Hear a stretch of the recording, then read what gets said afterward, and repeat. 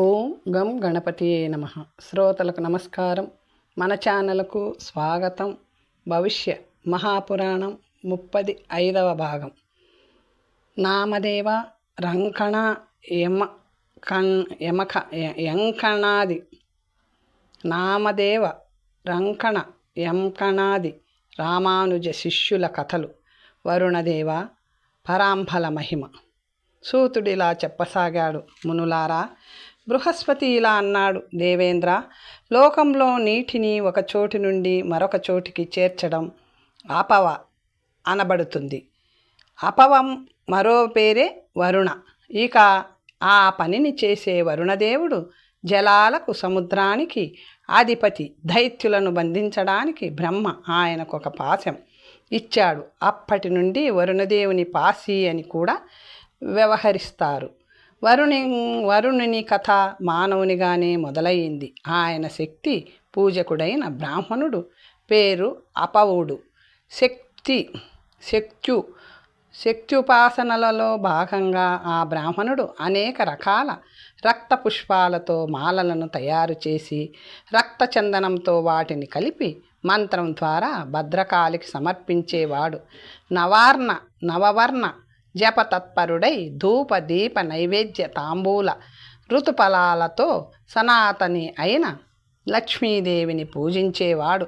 తిలలతో చక్కెర కలిపిన తేనెతో హవనం కూడా చేసేవాడు. దుర్గా సప్తశతి మధ్యమ చరిత్రను పఠిస్తూ నవార్ణ మంత్ర జపతత్పరుడై 3 సంవత్సరాలు పూజలోనే ఉండిపోవడంతో సర్వమంగళ అయిన భగవతీదేవి ప్రసన్నురాలై ప్రత్యక్షమై, ద్విజసత్తమా, నీకేం కావాలో కోరుకో అంది. అయినా అతడు కోరుకోకుండా ఈ స్తుతి చెయ్యగలిగే శక్తియే నాకు చాలు అనున్నట్లుగా సాష్టాంగ ప్రణామం చేసి దేవి స్తుతిని చేయసాగాడు. అప్పుడు దేవి భద్రకాళి పరమ ప్రసన్నమై, వచ్చ ప్రళయం వచ్చి స్థావర జంగమాలు చాలా వరకు నశిస్తాయి. నీవు మాత్రం సముద్రంపై దానికి అధీశుడవై సుఖంగా ఉంటావు. తరువాత వరుణుడవై వెలుగుతావు అని దీవించి అంతర్ధానం చెందింది. మునులారా, దేవగురుని ఈ ప్రవచనాన్ని విన్న ద్వితీయ వసువైన వరుణ భగవానుడు వెంటనే తన ముఖము నుండి ఒక తేజఃపుంజము నుత్పత్తి చేసి భూమిపై దేహాలి ప్రాంతానికి పంపగా ఆ తేజస్సు అక్కడి ధర్మభక్తుడను బ్రాహ్మణుని విధవాపుత్రికలో ప్రవేశించి ఆమెకు కొడుకు పుట్టినప్పుడు అదంతా హరిలీలయని తెలిసిన దర్శభక్తుడు పరమ ప్రసన్నుడై మనుమని ఆదరించి నామదేవు ఉడని పేరు పెట్టి పెంచాడు. ఆ బాలకుడు పెరిగి పెద్దవాడై సాంఖ్యయోగ పారాయణుడయ్యాడు. చరాచర సంపూర్ణ బ్రహ్మాండమంతా విష్ణుమయమేనని తెలుసుకోగలిగాడు. కాశీ వెళ్ళి హరిప్రియ రామానందుని ఆశ్రయించాడు. ఆయన శిష్యునిగా అక్కడే జీవించసాగాడు. ఆ సమయంలో దేహాలిలో మ్లేచ్ఛపతి సికంధర్ రాజ్యం చేస్తున్నాడు. అతడు నామ్దేవ్ పేరు ప్రఖ్యాతులను విని అతనిని తన కొలువులోనికి పిలిపించుకొని అన్ని విధాలా పరీక్షించి అతడు సామాన్యుడు కాడని గ్రహించాడు. సికంధర్ నామ్దేవ్కి 5 లక్షల ముద్రలను దక్షిణగా ఇచ్చాడు. నామ్దేవుడు ఆ ద్రవ్యంతో కాశీలో ఒక శుభ్రమైన శ్రేష్టమైన శిలామయమైన ఘట్టాన్ని నిర్మించాడు. తన అపార యోగ బలంతో అప్పటికే మరణించిన 10 మంది బ్రాహ్మణులను, 5 రాజులను, 5 వైశ్యులను, 100 గోవులను బ్రతికించాడు. అనగా పునర్జీవితులనుగా చేశాడు. దేవేంద్ర, పూర్వకాలంలో విశ్వానరుడని ఒక బ్రాహ్మణుడు ఉండేవాడు. అతనికి పుత్ర సంతానం కలుగలేదు. అతడు ఆరాధన ద్వారా బ్రహ్మదేవుని పూజించాడు. 1 ఏడాదికి బ్రహ్మ సంతుష్టుడై ప్రత్యక్షమై వరం కోరుకోమన్నాడు. భగవాన్, మీకు నమస్కారం. ప్రకృతికే పరదేవత అయి ఆది మధ్యాంతాలు లేనివాడు నాకు పుత్రునిగా కావాలి. విశ్వానరముని నీ కోరిక నాకు ఆశ్చర్యాన్ని, ఆనందాన్ని కలిగించింది. సరే, మాయాభూతుడు జనార్దనుడు అయిన హరియే స్వయంగా నీ పుత్రరూపంలో వస్తాడు అని వరమిచ్చి బ్రహ్మ అంతర్రహితుడైనాడు. విశ్వానరునికి పావకుడను పుత్రుడు పుట్టాడు. అతడు అష్టవసువులకు అధిపతి అయి వైశ్వానర నామంతో ప్రసిద్ధుడయ్యాడు. స్వాహాదేవిని పెళ్లాడాడు. హరి అగ్నిరూపుడైనప్పుడు వైశ్వానరుడని పిలువబడుతున్నాడు. పూర్వకల్పంలో ఆయనే అనలుడయ్యాడు. మునులారా, బృహస్పతి ఇంతవరకు చెప్పి అగ్నివైపు చూశాడు. వెంటనే అగ్నిదేవుడు తన ముఖం నుండి ఒక తేజపుంజమును భూమికి పంపించాడు. అది వసువై కాంచనపురంలో లక్ష్మీదత్తుడను వైశ్యుని ఇంటిలో ప్రవేశించగా ఆ లక్ష్మీదత్తునికి రంకణుడును పుత్రుడు జన్మించాడు. అతడు పెరిగి పెద్దవాడై తన పత్ని యంకణతో సహా ఎన్నో ధర్మకార్యాలను నిర్వర్తించాడు. తమ దగ్గరున్న మొత్తం ద్రవ్యాన్ని ఈ రకంగా కైంకర్యం చేసి చివరికి కట్టెలు కొట్టుకొని జీవించవలసి వచ్చినా వారు దుఃఖించలేదు. ఆ దశలో కూడా ఉన్నంతలోనే ఆనందంగా దేవపూజను మానకుండా జీవనం గడిపారు. మహాత్మునిగా పేరుగాంచిన రంకణుడు రామానందుల శిష్యుడు. కబీరు, నరసిమెహతా, పీపా, నానక్, నిత్యానందుల పూర్వజన్మ కథలు. బృహస్పతి ఇంద్రాదులతో చెప్పిన మాటలను సూతుడు సౌనకాదులతో ఇలా చెప్పడం ప్రారంభించాడు. ప్రాచీన కాలంలో దితిపుత్రులైన హిరణ్యాక్ష, హిరణ్యకశిపులను విష్ణువు వరాహ, నృసింహ రూపాలలో వచ్చి వధించాక దితి మిక్కిలి దుఃఖితమతి అయి తన భర్తయే అయిన దైవాంశ సంభూతుడు కాబట్టి దేవతలకు చేసినట్టే ఆయనకు 12 పాటు పూజలు ఆరాధన చేసింది. ఆయన ప్రసన్నుడై వరం కోరుకోమన్నాడు. ఆమె ఇలా తన గోడు వెళ్ళబోసుకుంది. ప్రభో, నా సవతికి అదే అదితికి 12 పుత్రులు, నాకిద్దరే. వారిని కూడా అదితి పుత్రుడు దేవరక్షకుడైన విష్ణువు సంహరించాడు. కాబట్టి నాకు ద్వాదశాదిత్య వినాశకుడైన పుత్రుని ప్రసాదించండి అన్నది. ఈ భయంకర వాణిని విని కశ్యప బ్రహ్మ ఇలా అన్నాడు. దేవి, బ్రహ్మ తన సృష్టిలో 2 మార్గాలను ఏర్పరిచాడు. ఒకటి ధర్మ మార్గమైతే ఇంకొకటి అధర్మ మార్గం. వీటినే క్రమంగా పర అపర మార్గాలని అంటారు. ధర్మపక్షాన అవలంబించే వారాయనకు ప్రీతిపాత్రులు, అధర్ములు ఆయనకు వైరులు. కాబట్టి అధర్మం వైపు మొగ్గు చూపిన నీ పుత్రులకు ఆ గతి పట్టింది. కావున ఓ ధర్మప్రియ, నీవు ముందుగా నీ ఆలోచనలను శుద్ధి చేసుకొని పవిత్రీకరించుకో. నీకొక బలశాలి బుద్ధిమంతుడు చిరంజీవియగు కొడుకు పుడతాడు. దితి ఆయన చెప్పినట్లుగా చేసి పరిశుద్ధ అయి పవిత్ర అయి ధర్మవ్రతాన్ని చేస్తూ ఉండగా గర్భవతి అయింది. బృహస్పతి ఆ వ్రతాన్ని చూసి భయం పుట్టి తన వద్దకు వచ్చిన దేవేంద్రుని దితికి పరిచర్య చేస్తూ ఉండిపోమ్మన్నాడు. ఆమె 7 నెలల గర్భవతిగా నుండగా ఒకరోజు ఇంద్రమాయ వల్ల విమోహిత అయి అపవిత్రంగానే శయనించింది. వెంటనే అక్కడే పరిచర్యలు, వ్రతంలో సహాయక చర్యలు చేస్తూ అవకాశం కోసం కాచుకొని ఉన్న ఇంద్రుడు బొటనవ్రేలి ప్రమాణం గల సూక్ష్మరూపం ధరించి అదేవిధంగా వజ్రాయుధాన్ని కుదించి పట్టుకొని దితి ఉదరంలో ప్రవేశించాడు. లోపల నుండి పిండాన్ని 49 ముక్కలు చేసి బయటికి వచ్చేశాడు. దితితో, నీకు 49 మంది పుత్రులు పుడతారు. వారిని దేవతలుగానే పరిగణించి లోకం పూజిస్తుంది. నేను వారిని ఎల్లవేళలా రక్షిస్తాను అని చెప్పి నమస్కరించి నిష్క్రమించాడు. దితి సంతోషించింది. ఈ విధంగా మరుద్గణ జననం జరిగింది. నిజానికి వాయుదేవుడే మరుద్గణాలు. ప్రాచీన కాలంలో అనిలుడను లోక విస్తృతుడైన వేదజ్ఞ బ్రాహ్మణుడుండేవాడు. అతడు మిక్కిలి అరుదైన అగ్నియాగాన్ని చేశాడు. అందులో భాగంగా తన తలను తానే ఖండించుకొని హోమగుండంలో పడవేశాడు. ఈ అద్భుత బలిదానానికి ప్రసన్నుడై అగ్నిదేవుడు అతనికి ప్రత్యక్షమై, అనిల, నీ పుణ్యానికి తగినట్టుగా గొప్ప వరం ఇవ్వబోతున్నాను. ఇక నీవు నా మిత్రునిగా శాశ్వతంగా వాయుదేవ రూపంలో నిలిచిపోతావు. వచ్చే జన్మలో 49 మరుద్గణాలుగా విడివడి జన్మించి దేవతలతో సమానంగా పూజలు అందుకుంటావు. వాయువుగా నా మైత్రితో లోకాలందు స్థితుడవై ఉంటావు అని వరమిచ్చాడు. మునులారా, అనంతర కాలంలో ఆ వాయుదేవుడే వైశ్య జాతీయుడైన ధ్యానపాలుని ఇంట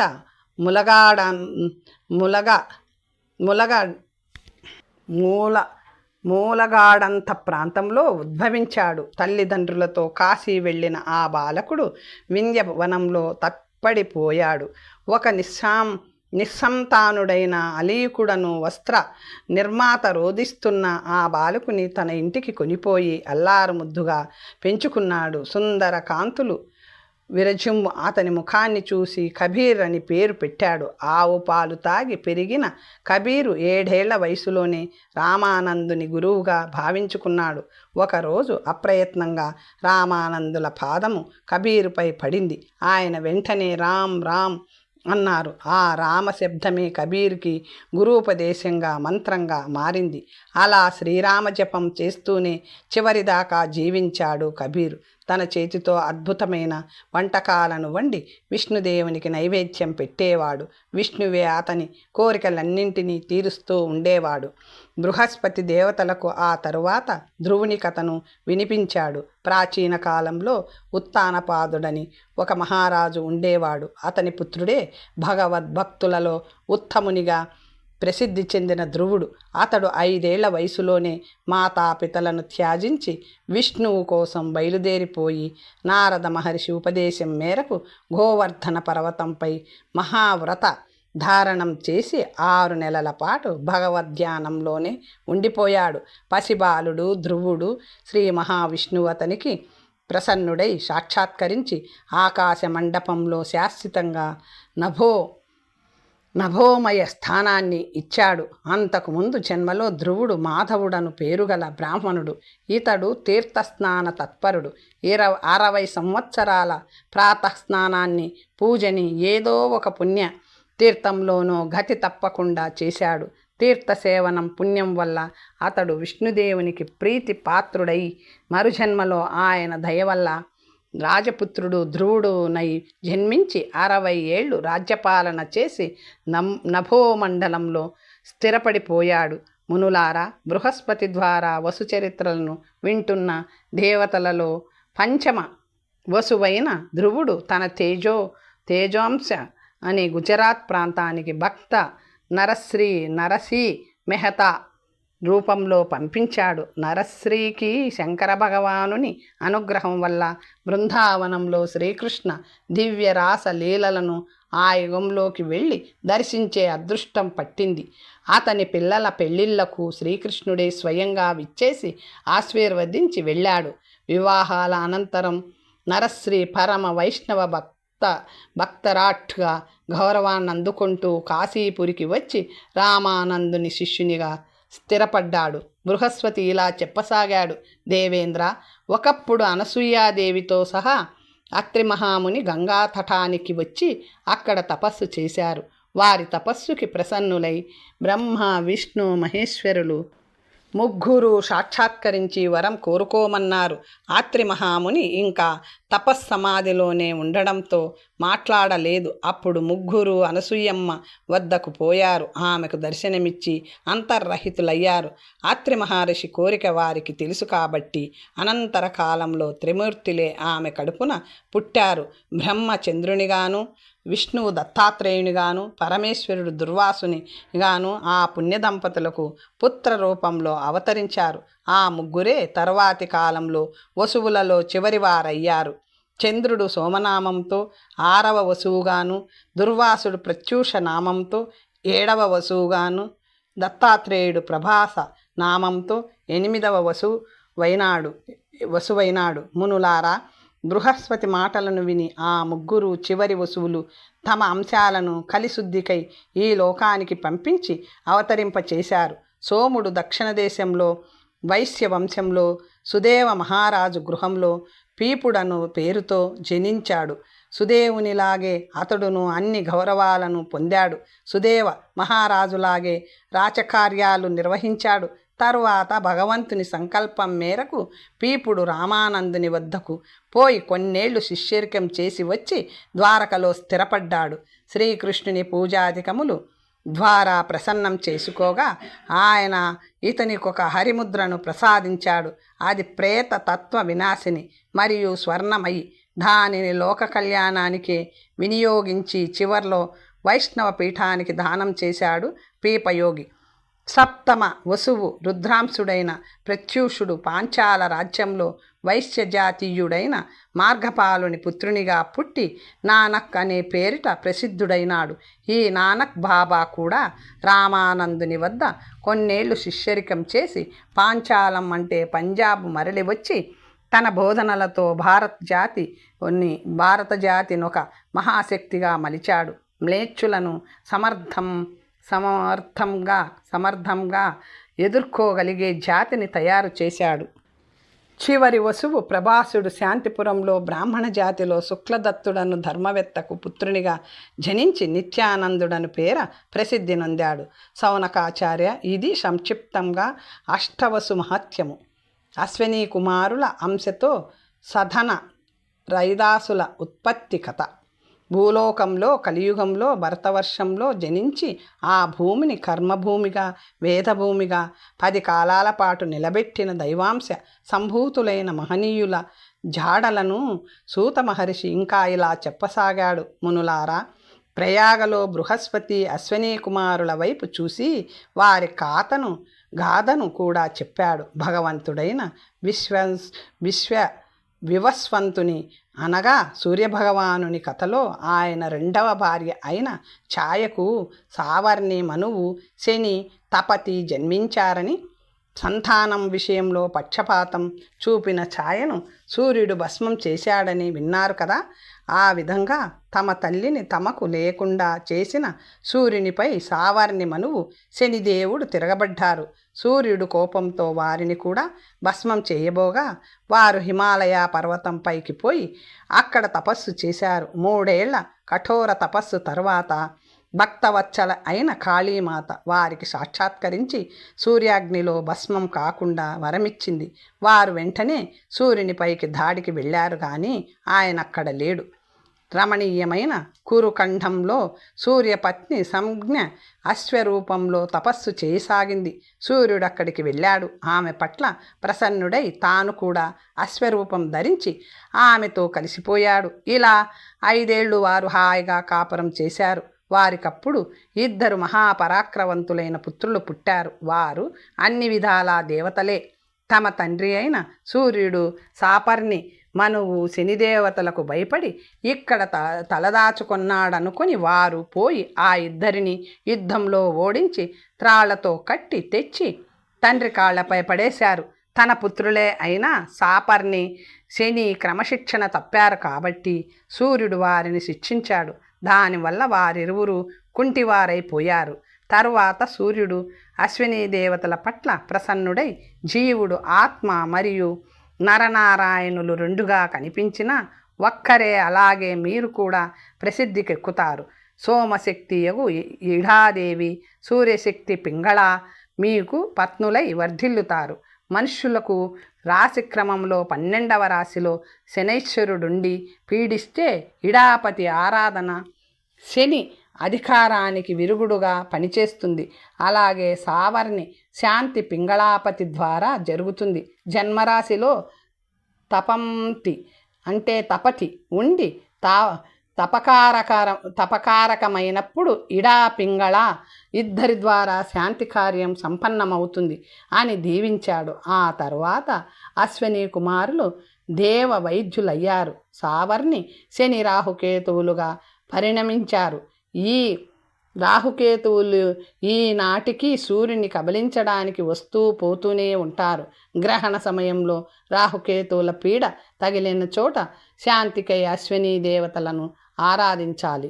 సౌనకాచార్య ఆ తరువాత అశ్విని దేవతలు తమ అంశలను భూలోకంలో శూద్రయోనిలోకి పంపారు. ఇడాపతి మేకలను చంపుకు తినే చండాలుని ఇంట జన్మించాడు. పెరిగి పెద్దవాడై సధన్ కసాయి అను పేరుతో ప్రసిద్ధుడయ్యాడు. తల్లిదండ్రులను దైవాలుగా భావించి పూజించేవాడు. తరువాత కబీర్ శిష్యునిగా మారి దేశ సంచారం చేసి ప్రజలకు జ్ఞానాన్ని ఉపదేశించాడు. పింగళాపతి చర్మకారుల ఇంట పుట్టాడు. మానదాసను మాదిగ కొడుకుగా పుట్టి రైదాసను పేర ప్రఖ్యాతి చెందాడు. ఇతడు బాగా చదువుకొని కబీరుతో వాదించి గెలిచాడు. కానీ శంకరాచార్యుల వారి చేతిలో ఓడిపోయాడు. శేష జీవితాన్ని రామానందుల శిష్యరికం చేస్తూ గడిపాడు. చైతన్య మహాప్రభువు ఇతర ఆచార్యులపై ఆయన ప్రభావం. సూత మహర్షి తన ప్రవచనాన్ని ఇంకా ఇలా కొనసాగించాడు. మునులారా, దేవగురువైన బృహస్పతి దేవతలందరి అంశలు మానవలోకంలో ప్రవేశించి లోక కళ్యాణం జరిగిన తరువాత తాను కూడా భూలోకంలోకి తన అంశను పంపగా అది ఇష్టికా నగరిలో గురుదత్తుడను బ్రాహ్మణుని పుత్రుడిగా జన్మించడం జరిగింది. ఆ పుత్రుడు రోపణునిగా ప్రసిద్ధి చెందాడు. అతడు బ్రహ్మ మార్గ ప్రదర్శకుడైనాడు. సూత్రంతో గుచ్చబడిన మాలను ధరించుట, జలనిర్మిత తిలకాన్ని ధరించుట, వాసుదేవ మంత్రాన్ని జపించుట మొదలగు పవిత్ర కార్యాలను అవశ్యాచరణ కర్తవ్యాలుగా జనులకు బోధించి వాసుదేవ మంత్రాన్ని జపించుట మొదలగు పవిత్ర కార్యాలను ఆవశ్యాచరణ కర్తవ్యాలుగా జనులకు బోధించి కొన్ని వేల మంది మనసులలోకి మాల, తిలక, వాసుదేవ మంత్రాలను జొప్పించగలిగాడు. అలా ప్రచారం చేస్తూ వాటిని ధరింపచేస్తూ జనులను తరింపచేస్తూ ఆయన చైతన్య మహాప్రభువును చేరి ఆయనకు శిష్యుడైపోయాడు. కృష్ణ చైతన్యుడు తన కంబళిని నిరూపణకిచ్చి పంపించాడు. రోపణుడు మరలా తన నగరుకు మరలి అక్కడ కృష్ణ ధ్యాన రతునిగా చైతన్య మత ప్రచారకునిగా జీవించాడు. ఇప్పుడు విష్ణు లీలను కదానిని వినిపిస్తాను. యజ్ఞాంశము నుండి పుట్టిన కృష్ణ చైతన్యుడు 5 సంవత్సరాల బాలకునిగా నుండి ఉండిన కాలంలో వంగదేశంలో ఈశ్వరపురి అను మహాత్ముడు ఉండేవాడు. ఆయన శారదాదేవిని ఉపాసించి విశేష సిద్ధిని పొందియున్నాడు. ఎందరో మేధావులు ఆయనను పూజించసాగారు. దానితో ఆ మహాత్మునిలో కూడా అహంకారం ప్రవేశించింది. కొన్నేళ్ల తరువాత ఒకనాడు ఆయన తన సంచారంలో భాగంగా శాంతిపురం చేరి అక్కడి గంగాతటంలో కూర్చుని ఒక రమ్యమైన దివ్య స్తుతిని రచించి పఠించసాగాడు. ఆ దారి వెంట వస్తున్న కృష్ణ చైతన్యుడా స్తోత్రాన్ని విని చేతులు జోడించి ఈశ్వరపురికి నమస్కరించి, మహాత్మా, ఈ మీ రచన దోషయుక్తంగా కనబడుతుంది అన్నాడు. ఆ దోషాలేవో నిరూపించాడు కూడా. ముందు ఆశ్చర్యం, ఆ తరువాత తీవ్రమైన లజ్జ కలిగి దుఃఖితుడై నిలబడిన ఈశ్వరపురి తనకు ఆత్మీయుడు కూడా అవుట వలన సర్వమంగళ శారదాదేవి అతనికి కనిపించి వాత్సల్యపూరిత మందహాసం చేస్తూ, వత్స, బాధపడకు, ఈయన సాక్షాత్ హరి యజ్ఞాంశుడు నైన కృష్ణ చైతన్యుడు. ఇతని చేతిలో ఓటమి కూడా అదృష్టమే అని చెప్పింది. వెంటనే ఈశ్వరపురి కృష్ణ చైతన్యునికి శిష్యునిగా మారి ఆయన నుండి కృష్ణ మంత్రాన్ని ఉపదేశంగా పొంది దానిని ఉపాసించి వైష్ణవ శ్రేష్ఠునిగా చైతన్య శిష్యునిగా జగత్ ప్రసిద్ధుడైనాడు. మునులారా, ఆ కాలంలోనే శ్రీధరుడని ఒక శివపూజకుడైన బ్రాహ్మణుడొక ఆయన ఉండేవాడు. ఆయన పత్తన నగర రాజుకి శ్రీమద్భాగవత సప్తాహం సందర్భంగా ఆ కథను వినిపించాడు. రాజుగారు ఆయనకు బాగా ధనాన్నిచ్చాడు. శ్రీధరుడు ఆ ధనాన్ని గ్రహించి అత్తారింటికెళ్ళి అక్కడొక సంవత్సరం ఉండి తన భార్యతో సహా తన ఇంటికి బయలుదేరాడు. అతనిని ఎప్పటి నుండో గమనిస్తున్న 7 దొంగలు అతనితో పాటే యాత్రికుల లేదా ప్రయాణికుల వేషాలలో బయలుదేరారు. అతని విశ్వాసాన్ని పొందడానికి వారు చీటికి మాటికి రాముని దయవల్ల అంటూ రామ ప్రసక్తిని తీసుకు రాసాగారు. శ్రీరామునిపై శపథం చేసి నీతో స్నేహాన్ని పాటిస్తాము అని కూడా వారు శ్రీధరునితో అన్నారు. దారిలో ఒక అడవిని దాటవలసి వచ్చినప్పుడు ఆ అడవి చివర్లో ఆ దొంగలు శ్రీధరుని చంపివేసి అతని పత్నిని ధనాన్ని అతని ఎడ్లబండితో సహా తీసుకొని పోసాగారు. మాటి మాటికి వెనక్కి చూస్తున్న శ్రీధరుని పత్నితో వారు, ఇంకా ఎవరి కోసం వెనక్కి చూస్తున్నావు? నీ పతి లేడు, ఇక రాడు అన్నారు. ఆమె, నేను నా పతి కోసం కాదు, ఎవరో జగత్పతి రాముడంటూ మీరంతా ఇంతసేపు ఆయన పేరునే చెప్తూ వచ్చారు కదా, ఆయనపై ఒట్టు వేసి మా ఆయనతో స్నేహం అన్నారు కదా, ఆయన ఎక్కడో దిగబడిపోయాడు, వస్తాడేమో అని చూస్తున్నాను అంది. వెంటనే కదిలి వచ్చాడు కరుణాపయోనిధి. చిటికెలో ఆ 7 దొంగలను హరించాడు. దయానిధి అయిన దాశరథి అంతటితో ఆగక శ్రీధరుని బతికించి బృందావనం వైపు సాగిపొమ్మని ఆనతిచ్చి అంతర్ధానం చెందాడు. వెంటనే శ్రీధరుడు అలాగే చేసి యజ్ఞాంశ శ్రీకృష్ణ చైతన్యుల వారి శాంతి పూర్వాశ్రమాన్ని చేరుకున్నాడు. ఆ స్వామికి శిష్యుడై ఆయన ద్వారా బ్రహ్మజ్ఞానాన్ని పొందిన శ్రీధరుడు శ్రీమద్భాగవతానికి ఒక టీకాను వెలయించాడు. అది భాగవతాన్నే సుసంపన్నం చేసింది. శ్రీధరీయ టీకాయే నేటికి పరమ ప్రామాణిక టీకా గ్రంథముగా వెలుగొందుతున్నది. శౌనకాచార్య కాశీలో రామశర్మయ్యని మహావిద్వాంసుడు ఉండేవాడు. శంకర పూజా తత్పరుడు అయిన బ్రాహ్మణుడు ఒక ఆయన ఉండేవాడు. ఆయన శివరాత్రి నాడు అవిముక్తేశ్వరంలో ఒక చోట కూర్చొని ధ్యానపూర్వకంగా శివ పంచాక్షరిని జపిస్తూ రాత్రంతా జాగారం చేసేవాడు. శివుడు ప్రసన్నుడై సాక్షాత్కరించి వరం కోరుకోమంటే, స్వామి, తమరు ఎప్పుడు ఎవరిని ధ్యానిస్తుంటారో వారిని నా హృదయంలో కూడా ప్రవేశపెట్టండి అన్నాడు రామశర్మ. శివుడు నవ్వుతూ, వచ్చా, నేను శ్రీరాముని బలరాముని నిత్యము ధ్యానిస్తాను అంటూ ఆ దేవతల మంత్రోపాసనను రామశర్మకిచ్చి అంతర్ధానం చెందాడు. తర్వాత రామశర్మ శ్రీరామ మంత్రోపాసకుడై గొప్ప జ్ఞాని అయి కూడా కృష్ణ చైతన్యుల వారిని ఆశ్రయించి ఆయన శిష్యునిగా మారాడు. ఆధ్యాత్మ రామాయణాన్ని రచించాడు. ఆధ్యాత్మ రామాయణం వ్యాస భగవానుల రచనేనని ఎక్కువ మంది విద్వాంసులు భావిస్తున్నారు. మునులారా, కృష్ణ చైతన్యుని వద్దకు జీవానంద రూపానందలను మహాపండితుల మేధావులు వచ్చారు. అప్పటికి చైతన్య మహాప్రభు వయస్సు 16 ఏళ్ళు. వారు వచ్చి ఆయన శిష్యులైపోయారు. జీవగోపస్వామిగా పరిణితి చెందిన జీవానందుడు షట్ సందర్భమను గ్రంథాన్ని వ్రాశాడు. భక్తి మార్గం అను పేరిట వర్ధిల్లిన ఆధ్యాత్మిక సాహిత్య శాఖలో వారు పరమ ప్రసిద్ధులు. వారు అనగా జీవానంద రూపానందులు.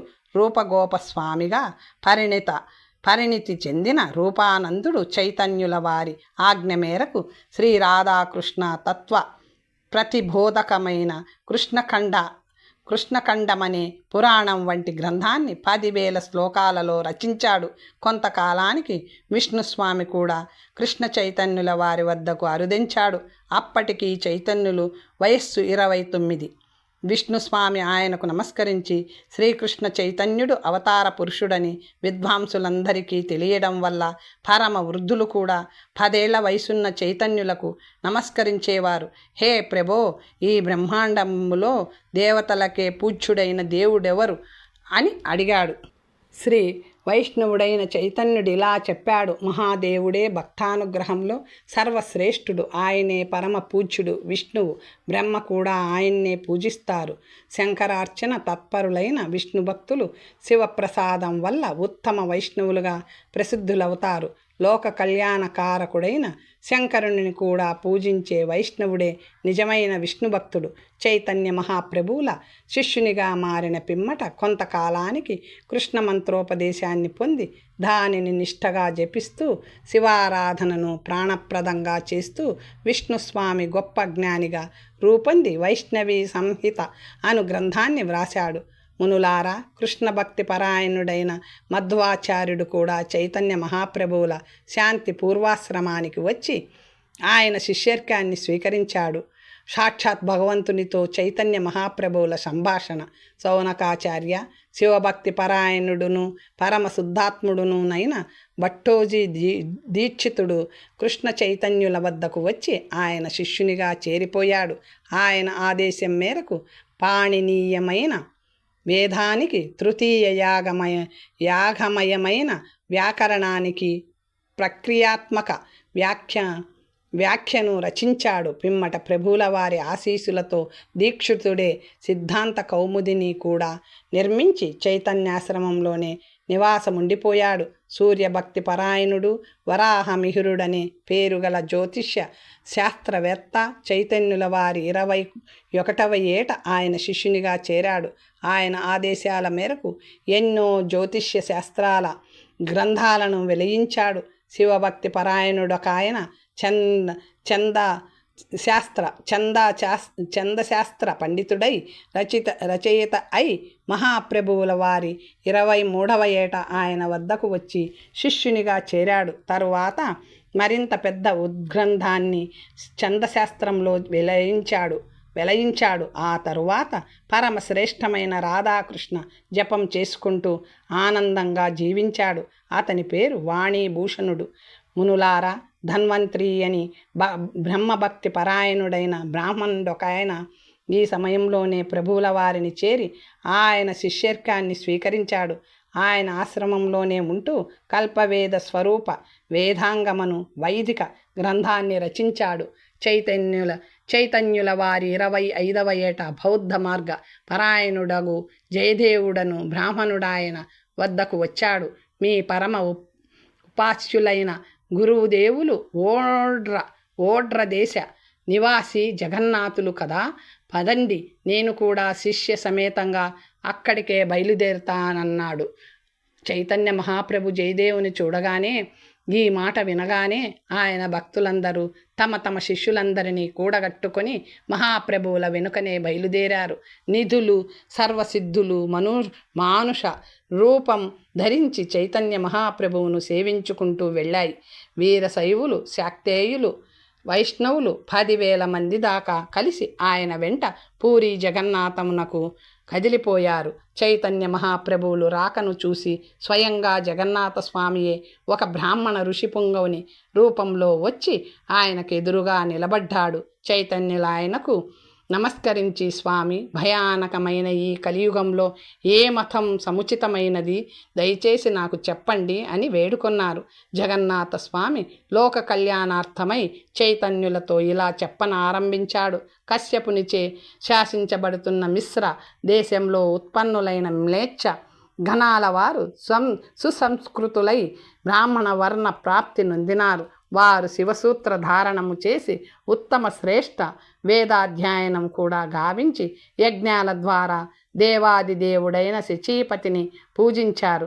ఆయన ఈ మ్లేచ్ఛ పూజను గ్రహించలేక మానలేక దుఃఖితుడై శ్వేత ద్వీపానికి వచ్చి నన్ను శరణు వేడాడు. నేనెవరో నీకు తెలిసిపోయింది కదా, నన్ను పోల్చుకొన్నాకనే నాకు నమస్కరించి సంభాషించసాగావు కదా. కాస్త ఆగి ప్రసన్న భాసుర మందహాసంతో బ్రాహ్మణ వేషంలోనే నిలబడి ఉన్నాడు జగన్నాథ స్వామి. చైతన్యులు నమస్కారం పెట్టి నిలబడి ఉన్నారే గాని మాట్లాడలేదు. స్వామియే మరలా ఇలా అనుగ్రహాన్ని కొనసాగించాడు. ప్రచారకోత్తమ, అప్పుడు ఇంద్రాది దేవతలకు నేను అభయమిచ్చాను. కలియుగంలో నేను భూలోకంలో అవతరిస్తానని చెప్పి ఇంద్రాది దేవతలను 12 ఆదిత్యుల రూపాలలో రమ్మని చెప్పాను. సింధు తటంలో ధారుపాషాణ రూపంలో వెలిశాను. స్వర్గం నుండి వచ్చి భూమిలో జనించి పెరిగిన ఇంద్రద్యుమ్న మహారాజు గారిచే రచితమైన మందిరంలో ప్రతిష్ఠితుడని అయినాను. ఇక్కడ భక్తియే ప్రధానం, వర్ణాల భేదభావాలుండవు. నేను సర్వపాప వినాశకుడను. నా దర్శన మాత్రం చేతనే కలియుగంలో మానవులు ధన్యులవుతారు. నేను వారికి ఇంకో మాట కూడా చెప్పాను. కృష్ణ చైతన్య మహాప్రభు ఇక్కడికి వచ్చి నా ప్రసాదాన్ని ప్రచారం చేస్తాడని. కాబట్టి వత్స, నీ భక్తి మతమే శ్రేష్టమైనది, అదే నీ కర్తవ్యం.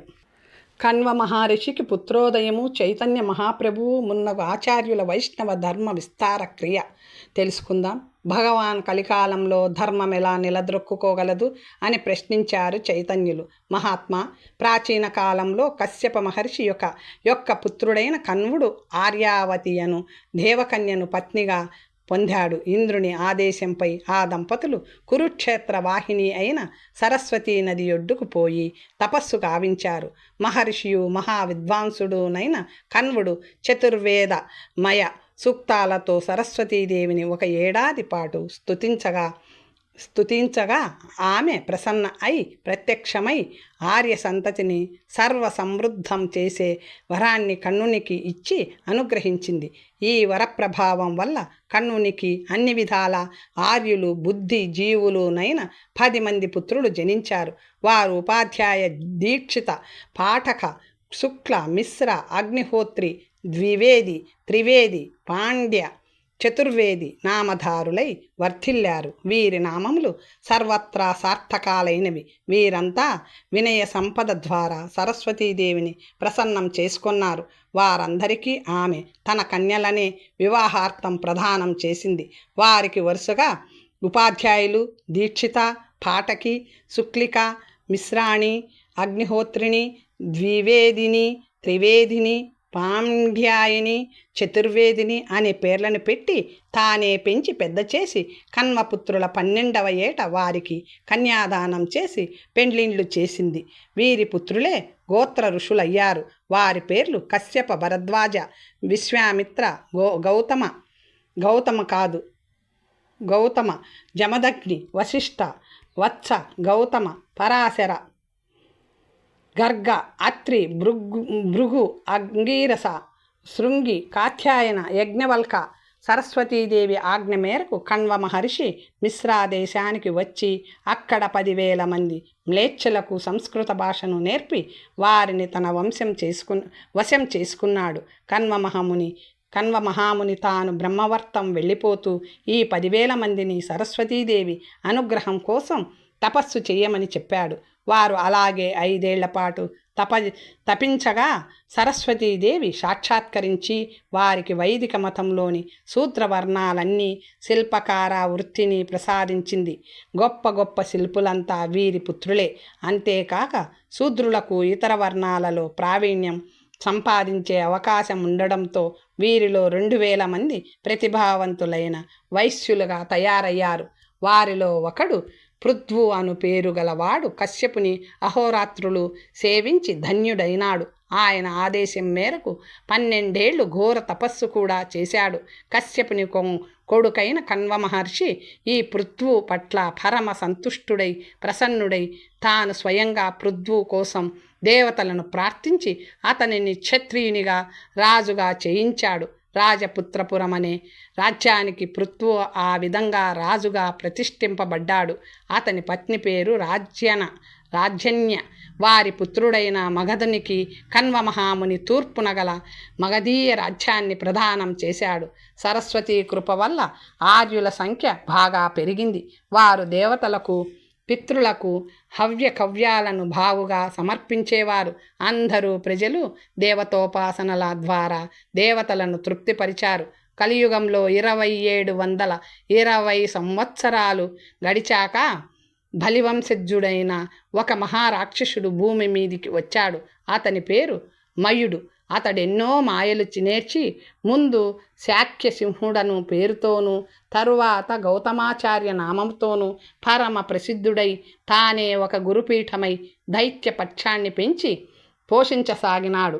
అతడు మన అన్ని తీర్థాలలోనూ మాయామయ మంత్రాలను కొన్నింటిని స్థాపించాడు. వాటి క్రింది నుండి వెళ్ళిన ప్రతివాడు బౌద్ధుడైపోయేవాడు. దానితో మన నేల 4 చెరుగుల బౌద్ధం వ్యాప్తి చెందింది. కనీసం 10 కోట్ల మంది ఆర్యులు బౌద్ధ మతావలంబులై పోయారు. ఈ మతాన్ని మెచ్చిన వారొక 5 లక్షల మంది పర్వత శిఖరాలపైకి వలసపోయారు. ఈలోగా అగ్నివంశంలో ఉత్పన్నులైన రాజులు మన చతుర్వేదీయ సంస్కృతిచే ప్రభావితులై బౌద్ధ నాయకులను ఎదిరించి పోరాడసాగారు. మారు మనసు చేసుకున్న ఆర్యులను సంస్కరించి వైదికులనుగా మార్చారు. వింధ్య పర్వతమునకు దక్షిణ వైపు గల రాజ్యాలలో ఈ విధంగా వైదిక మతం నిలదొక్కుకోగా వింధ్యోత్తర పుణ్యభూమి ఆర్యావర్తంలో కూడా కనీసం 5 లక్షల మంది వైదిక మతావలంబులైనారు. జగన్నాథ స్వామి ఈ విధంగా చెప్పిన తరువాత చైతన్య మహాప్రభువు వైదిక మతాన్ని మరింత పరిపుష్టం గావించారు. జగన్నాథుడంతర్ధానుడైన పిమ్మట శుక్లదత్తుని పుత్రుడైన నిత్యానంద మహాస్వామి అక్కడికి వచ్చి చైతన్యుల వారి శిష్యుడైనాడు. ఉషాపతియు శ్రీకృష్ణ పౌత్రుడు నగు అనిరుద్ధుడు వారికి సాక్షాత్కరించి భూతలంపై అద్భుతమైన అనితర సాధ్యమైన మహత్వం అను పదవిని ఇచ్చాడు. వారు చాలా సంతోషించి జగన్నాథుని సన్నిధికి వచ్చిన వారు అనిరుద్ధుని కూడా దర్శించి పూజించిన వారికి స్వర్గప్రాప్తి కలగాలని కట్టడి చేశారు. అలాగే అక్కడి ప్రసాదాన్ని భక్తితో సేవించిన వారికి కోటి వేదజ్ఞ ధనాఢ్య ద్విజ జన్మలు కలుగుతాయని ఆశీర్వదించారు. ఇక్కడి మార్కండేయ వటం వద్ద శ్రీకృష్ణుని దర్శించి ఇంద్రద్యుమ్న సరోవరంలో స్నానం చేసిన వారికి పునర్జన్మ ఉండదని శాసించారు. శ్రద్ధ భక్తి సమన్వితులై ఈ కథను విన్నవారికి జగన్నాథ దర్శన ఫలం సిద్ధిస్తుందని కూడా ఈ మహాగురుద్వయం చైతన్య నిత్యానందులు వరమిచ్చారు. జగన్నాథ స్వామి మరలా అక్కడ ప్రత్యక్షమై యజ్ఞాంశ చైతన్య మహాప్రభువుల నిత్యానందుల వాక్కు సత్యమగుగాక అని ప్రకటించి అంతర్ధానం చెందాడు. ఈ మధ్యలో కలిపురుషుడు బలిని ప్రార్థించాడు. ఆయన విషయమంతా విని దుఃఖితుడై మాయాసురుని పిలిచి, దైత్యేంద్ర, సురకంధరుడను మ్లేచ్ఛ మహీపతి మన వారి ఉన్నతికి పాటుపడడంలో తత్పరుడై ఉన్నాడు. నీవు పోయి వానికి సహాయపడు అని ఆజ్ఞాపించాడు. బలి ఆదేశాలను వెంటనే పాటిస్తూ జ్యోతిర్విద్యా విశారదుడు అయిన ఆ మాయాసురుడు 100 మంది దైత్యులతో ఈ కర్మభూమిపైకి అడుగుపెట్టి దుష్ట మ్లేచ్ఛ జాతికి జ్యోతిర్గణిత సహితంగా 21 అధ్యాయాలు గల రేఖాగణితంలో అత్యుత్తమ శిక్షణనిచ్చి వారందరినీ గణిత శాస్త్రంలో దండ పండితులను చేసి పడేశాడు. ఆ శాస్త్ర పారంగతులైన మ్లేచ్ఛులు మన యొక్క 7 ప్రముఖ నగరాలలో మాయ యంత్రాలను నిర్మించారు. ఆ యంత్ర ప్రభావం వల్ల అక్కడి జనులు మ్లేచ్ఛ భావ పరిపూరితులై మ్లేచ్ఛ సిద్ధాంతాలను బలపరుస్తూ ఇంచుమించు మ్లేచ్ఛులై పోయారు. ఆర్యులలోనిది గొప్ప ఉపద్రవాన్ని కలిగించింది. సర్వత్రా మహాకోలాహలాలు ఆహాకారాలు చెలరేగినాయి. ఈ దారుణం తమ దృష్టిలోకి రాగానే కృష్ణ చైతన్యుల సేవక శిష్య బృందాలు మహామంత్రాయుధాలై మ్లేచ్ఛ ప్రభావాన్ని నిర్మూలించడానికి ఆయా నగరాల వైపు పయనించారు. స్వామి రామానందుడు శిష్యులతో సహా అయోధ్యను చేరుకొని అక్కడి మ్లేచ్ఛ యంత్రాన్ని తన మంత్రిశక్తి సహాయంతో వైష్ణవ యంత్రాంగమును మార్చివేశాడు. అక్కడి వారందరూ వెంటనే నుదుటిపై 3 నిలువు గీతలను శ్వేత రక్త వర్ణాలలో ధరించసాగారు. కంఠాలందు తులసిమాలలను ధరింపదొచ్చారు. జిహ్వలపై రామనామమే నర్తిస్తుండగా వారంతా వైష్ణవులుగా మారారు. వారిని సంయోగి వైష్ణవులని పిలిచారు. మిగిలిన ఆర్యులు అయోధ్యలోనే వైష్ణవులుగా ఉండిపోయారు. మహాబుద్ధిమతియగు నింబాదిత్యుడు తన శిష్యులతో కూడి కాంచీపురికి వెళ్ళాడు. అక్కడి రాజమార్గంలో ఉన్న మ్లేచ్ఛ యంత్రాన్ని గమనించాడు. ఆయన తనకు గురువుగారిచ్చిన మంత్రాన్ని విలోమంగా అనగా తిరిగేసి చదువుతూ అక్కడే ఉండిపోయాడు. కొన్నాళ్ళకి ఆ మ్లేచ్ఛ యంత్ర ప్రభావం శూన్యమై పనిచేయడం మానేసింది. నుదుటిపై నిలువు గీతను, కంఠంలో మాలను, పెదవులపై నిరంతరం గోపి వల్లభ మంత్రాన్ని కలిగి ఉండి నిత్య సుశోభితులై అక్కడే నివసిస్తున్న నింబాదిత్యుల ప్రభావం వల్ల మేచ్ఛులంతా ఆ ప్రాంతంలో సంయోగి వైష్ణవులైపోయారు. అక్కడున్న యంత్రం నింబాదిత్యుల పునః ప్రయోగం వల్ల తిరగబడి తన ప్రాంతంలోకి వచ్చిన వారిని వైష్ణవులనుగా మార్చసాగింది. విష్ణుస్వామి హరిద్వారం పోయి అక్కడున్న మ్లేచ్ఛ యంత్రాన్ని విలోమం చేసి విష్ణు మహాయంత్రంగా మార్చివేయడంతో హరిద్వారం అనతి కాలంలోనే వైష్ణవమయమై పోయినది. నుదిటిపై 2 నిలువుగి రేఖలు, వాటి మధ్యమందు ఎర్రటి బొట్టు, కంఠంలో తులసీమాల, పెదవులపై నిత్యం కదలాడే మహామాధవ మంత్రములతో విష్ణుస్వామి కదిలి వస్తుంటే ఆ సంయోగి వైష్ణవులకు శ్రీకృష్ణుడు కదలి వస్తున్నట్లే కనిపించేది. మధ్వాచార్యులు మధురకు పోయి అక్కడి రాజమార్గంలోనున్న మ్లేచ్ఛ యంత్రాన్ని విలోమం చేశారు. నుదుట సగం మేరకు కరవీర పత్రాకారంలో శుభతిలకం, మెడలో తులసిమాల, ఆధరంపై నిత్యము రాధాకృష్ణ నామం మధ్వులకు విధాయకాలు. ఆయన శిష్యుడు శంకరాచార్యుడను పేరుగల మహానుభావుడకాయన ఆయన ఆనతిపై కాశీకి పోయి అక్కడి యంత్రాన్ని విలోమం చేయడంతో ఆ యంత్ర పరిధిలోకి శైవంలోకి వచ్చిన వారంతా శైవులైపోయారు. నుదటిపై అడ్డంగా త్రిపుండ రేఖలు, కంఠానికి రుద్రాక్షమాల, పెదవులపై గోవింద మంత్రం ఈ శైవులకు విధాయకాలు. న్యాయంగా ఇక్కడ పంచాక్షరి మంత్రం ఉండాలనేది ఇప్పటి వారి ఆలోచన. అయితే అదే సమయంలో గుణవంతుడైన వరాహమిహిరుడు ఉజ్జయిని పోయి అక్కడి మ్లేచ్ఛ యంత్రాన్ని నిష్ఫలం చేసి శైవ మతాన్ని స్వయం ప్రచారం ద్వారా ప్రాచుర్యంలోకి తెచ్చినప్పుడు త్రిపుండ్ర రుద్రాక్షమాలతో పాటు శివనామోచ్చాటనను విధించాడు. రామానుజులు తోతాద్రిలోను, వాణీభూషణుడు కన్యాకుబ్జంలోను, ధన్వంతరి ప్రయాగలోను, భట్టోజీ శ్రేష్ఠుడు ఉత్పలారణ్యంలోను, రోపణుడు ఇష్టికాపురిలోను, జయదేవుడు ద్వారకలోను మ్లేచ్ఛ యంత్రాలకే మారు మనసును గావించి క్రమముగా విష్ణుదేవి, విశ్వనాథ, బ్రహ్మ, గోవింద నామోచ్చాటనలను చేయించి వైదిక మతాన్ని పునఃప్రతిష్ఠించారు. శాక్తంలో నిర్గుణోపాన, వైష్ణవులో సగుణోపాసన, శైవంలో 2 ఉపాసనలు వర్ధిల్లాయి. నిత్యానందులు శాంతిపురంలోను, హరినదియాలోను, కబీరు మగధలోను, రైదాసు కలింజరలోను, సదనుడు నైమిషారణ్యంలోనూ సమాధి చెందారు. ఇప్పటికీ వీరి పవిత్రాత్మలకు అక్కడ పూజలు అందుతున్నాయి. నిష్ఫలులై, నిస్పృహులై, పరాజితులై మాయాది దైత్యులు బలి వద్దకు పోయారు. తర్వాత కథ వచ్చే భాగంలో తెలుసుకుందాం. నమస్తే.